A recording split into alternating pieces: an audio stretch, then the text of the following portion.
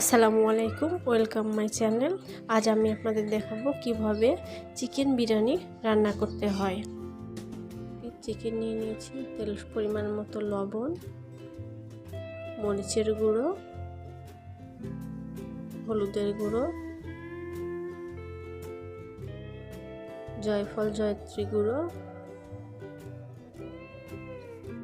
আদা রসুন বাটা, আপনারা আপনাদের পরিমাণ মতো দিতে পারেন, বাদাম বাটা,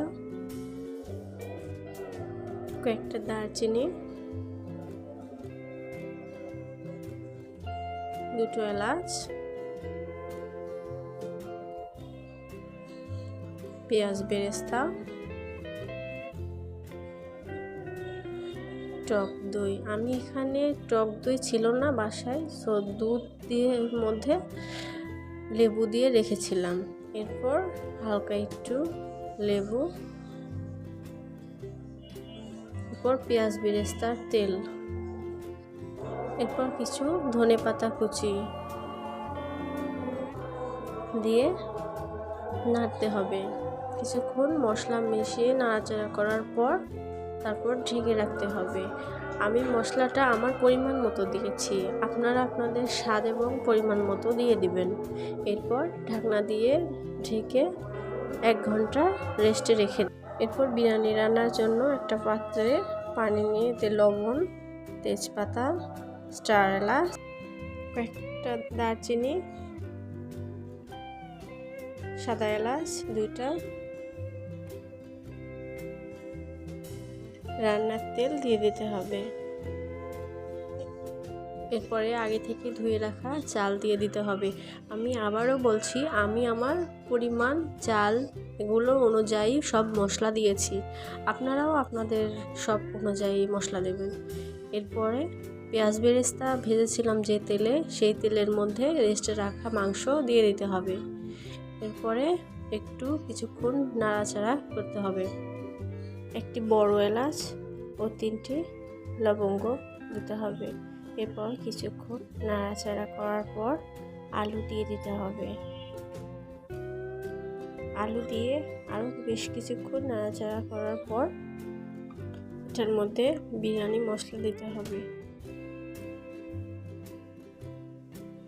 বিরিয়ানি মশলা দেওয়ার পর একটু নাড়াচাড়া করে এরপরে ঢাকনা দিয়ে ঢেকে রাখতে হবে 3 মিনিট। আর এর মধ্যেই আমার আগে থেকে রাখা বিরিয়ানি চালটা প্রায় হয়ে এসেছে। এই চালটা ফুটাতে হবে, 85% ফুটাতে হবে। এরপরে সেটা ঢেলে রাখতে হবে। এরপর বিরিয়ানির যে গরম পানিটা ছিল, এই পানির মধ্যে আমি একটু কেওড়া জল, একটু গুঁড়ো দুধ এবং খাবার ফুড কালার দিয়ে দিয়েছি। এবার একটি তাওয়ার উপরে আমি পাতিলটা বসিয়ে দিলাম, চুলার উপরে তাওয়া দিয়ে তার উপরে পাতিলটা বসিয়ে দিলাম। এরপর বিরিয়ানিটা মাংসের উপর দিয়ে দিতে হবে। আমি 2 স্তরে এটা রাখবো, আপনারা চাইলে 1 স্তরেও রাখতে পারেন। প্রতিটা মানুষের মুখের টেস্ট একরকম হয় না, তাই মশলার পরিমাণটা আমি বলিনি, আপনারা আপনাদের টেস্ট অনুযায়ী দিতে পারেন। এরপরে ঘি দিতে হবে। এরপরে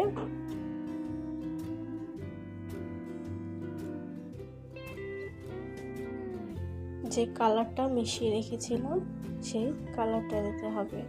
এরপরে পেঁয়াজ বেরেস্তা দিয়ে দিতে হবে। রান্না করার সময় আমার ছেলেটা খুব বিরক্ত করতেছিল, এই জন্যে ক্যামেরাটা বারবার নড়ে যাচ্ছিল, প্লিজ কিছু মনে করবেন না। এরপরে ধনেপাতা দিয়ে দিবেন।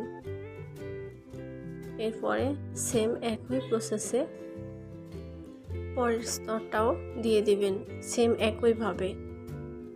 রান্না করার মাঝে আরেকটি কথা না বলে পারছি না, আপনারা যদি আমার চ্যানেলে নতুন হয়ে থাকেন প্লিজ সাবস্ক্রাইব করবেন এবং লাইক, কমেন্ট, শেয়ার করবেন, প্লিজ।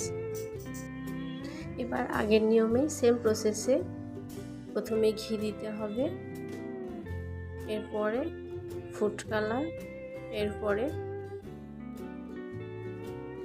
পেঁয়াজ বেরেস্তা এবং ধনেপাতা দিয়ে দিতে হবে।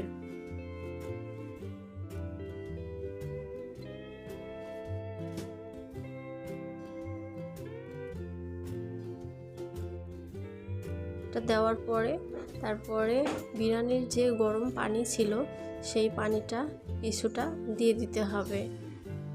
আপনারা চাইলে এখানে দুধও দিতে পারেন। এরপর ঢাকনা দিয়ে 20 মিনিট রেখে দিতে হবে একবারে লো আঁচে। এরপরে দেখুন